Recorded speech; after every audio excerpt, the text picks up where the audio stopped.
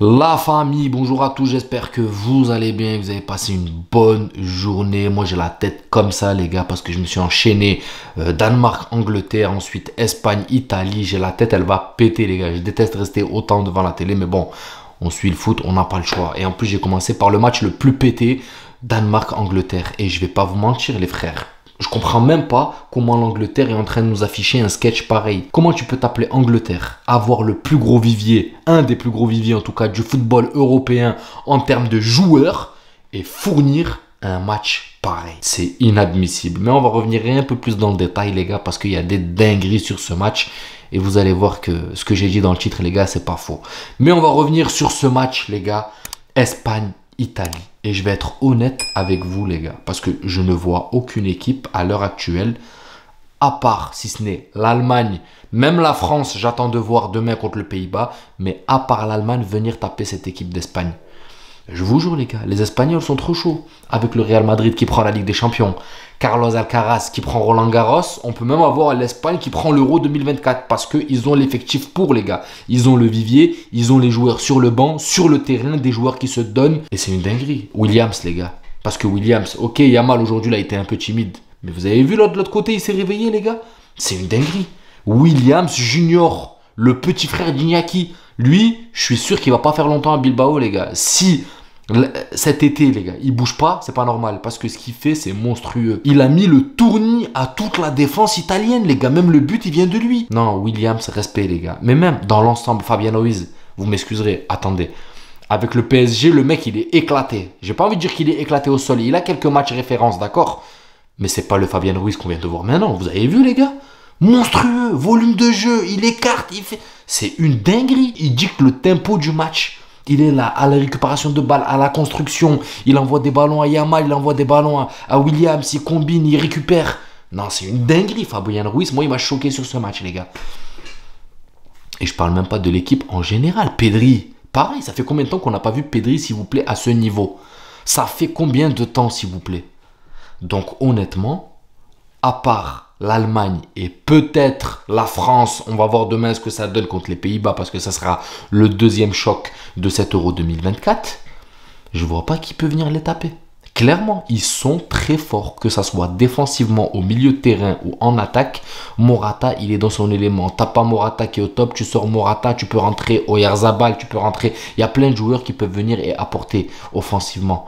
T'as Lamine Yamal sur le côté qui, quand un match, il est un peu amoindri, même s'il a été amoindri, mais il a fait quand même un très bon match. De l'autre côté, t'as Williams qui pète le feu.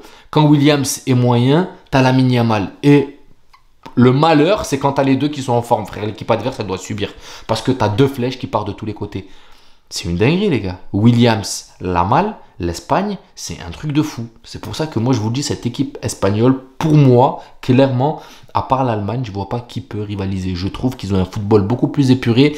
Il n'y a plus trop de tiki-taka parce que quand vous regardez les possessions de balles et tout, ils sont plus trop dans ça. Maintenant, ils sont beaucoup plus concrets, beaucoup plus réalistes. On récupère, on presse haut, on construit, on marque, on frappe, on tire. Ça veut pas rentrer, ça veut pas pénétrer bloc bas de l'Italie, eh ben on frappe de loin. Frappe sur la barre de Iñaki Williams, Lamine Yamal qui est à ça de toucher le poteau. Enfin bref, ils ont compris le jeu, ils ont compris le game. Maintenant, bien sûr, on parle, c'est le début de la compétition, tout peut se passer. Faut pas s'enflammer. Mais attention à cette équipe d'Espagne. Maintenant, on passe sur le sketch de la journée, les gars. Gareth Southgate, ou je sais pas comment il s'appelle, là, Monsieur Southgate. Alors, tu as le plus grand vivier d'Europe en termes de joueurs. T'as des Foden, t'as des Alexander-Arnold, t'as des Walker, t'as des Stones, t'as des mecs monstrueux, d'accord, qui ont fait peur à toute l'Europe. Et t'es même pas digne de les combiner ensemble pour les faire jouer, si ce n'est que construire une bonne occasion. Une seule belle occasion. Rien, nada. Depuis quand tu mets en double pivot, frère, Alexander-Arnold? Tout ça parce que c'est Alexander-Arnold, Trent, et il faut le faire jouer. Frère, s'il n'est pas à sa place et qu'il fait n'importe, il faut le mettre sur le banc. Ou sinon, il faut le mettre latéral droit, à son poste de prédilection, là où il joue habituellement. Ok, il a une patte pivot. Pivot, c'est un métier, c'est un boulot. D'accord? C'est un taf, c'est un poste. Avec des points de repère, avec des... Alexander-Arnold, il était perdu toute la mi-temps, les gars. Vous regarderez, s'il vous plaît. Toute la mi-temps, je vous jure qu'il a dû toucher, aller au maximum 3 ballons. Il était avec Declan Rice, je crois. Je crois qu'il était avec Declan Rice en double pivot, les gars. Ensuite, devant, tu mets Foden à gauche, frère. Mais comment tu es en train de flinguer le joueur en mettant Foden à gauche? Qu'est-ce que tu veux qu'il te fasse? En sachant que Foden, on sait qu'il aime bien partir côté droit, rentrer armé. Frère, s'il faut sortir Trent Alexander-Arnold pour faire reculer d'un cran Bellingham et mettre en meneur de jeu Foden, il faut le faire. Il faut le faire parce que les gars, attendez, vous avez vu la même chose que moi. On a vu la même Angleterre, les gars. Le Danemark, vous m'excuserez, ils ont été au-dessus. S'ils gagnent ce match, ce n'est pas volé. C'est même largement mérité, les gars. Ils les ont poussés toute la deuxième mi-temps. En fait, l'Angleterre, leur match s'est résumé à 15-20 minutes. Pas plus, 15-20 minutes. L'homme du match, les gars, c'est le défenseur de Crystal Palace, là. Le défenseur central de Crystal Palace. DI, ou j'ai oublié comment il s'appelait, Marc, je sais plus quoi, là. C'est une dinguerie, quand même. Tu es l'Angleterre, le soi-disant favori. D'accord? Avec Harry Kane devant en pointe, Jude Bellingham.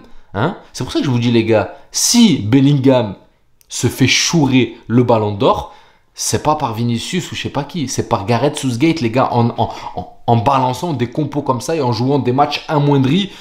C'est pas que je néglige le Danemark. Le Danemark est une très grande nation et on l'a vu encore une fois de plus. Hein, avec les Eriksen, les Højlund, il y avait des noms, je savais même pas qu'ils étaient danois. Là, franchement, ils ont une très très belle équipe, les gars, à ne pas négliger, certes. Mais tu peux pas comparer par rapport à l'Angleterre. C'est un manque de respect, je suis désolé. Franchement, les gars, l'équipe qui n'a pas été sélectionnée avec l'Angleterre, je vous jure, vous l'alignez, ils peuvent taper le Danemark. Je vous jure, les gars, ils peuvent taper le Danemark. Hein? Les Rashford, les Jadon Sancho. Hein? Je vais être honnête avec vous, j'avais peur pour la France quand j'ai regardé le match où ils ont gagné 1-0 là contre l'Autriche. Je me suis dit ça pue, parce qu'il y a des nations quand même dans cet euro. Il y a des équipes qui ont faim. Quand tu regardes l'Allemagne, quand tu regardes l'Espagne, tu te dis ok d'accord. L'Angleterre, tu vois, le nom, l'Angleterre. Mais quand j'ai vu l'Angleterre jouer, je me suis dit mais attends, ils sont sérieux là? Ils sont sérieux, déjà le premier match c'était limite merci Bellingham de ce coup de casque. Et là le deuxième match c'est dans la continuité en fait, ils sont éclatés au sol. T'es le favori quand même. T'es un des favoris, je veux dire.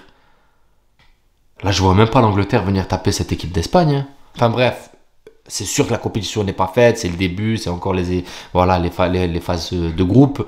Faut pas s'enflammer, c'est sûr, c'est que le début de la compétition. Mais bon, tu peux quand même avoir un avant-goût, un aperçu. Et là, l'aperçu qu'on voit de l'Angleterre, les gars, il est pas du tout rassurant. Après, il y en a, ils vont me dire, ouais, les gars, je suis pas anglais, c'est clair, mais... Tu viens pour regarder du spectacle. Oh, j'ai enchaîné 2 matchs d'affilée, les gars. Pour voir une Angleterre éclatée comme ça au sol, alors que tu es censé regarder un match...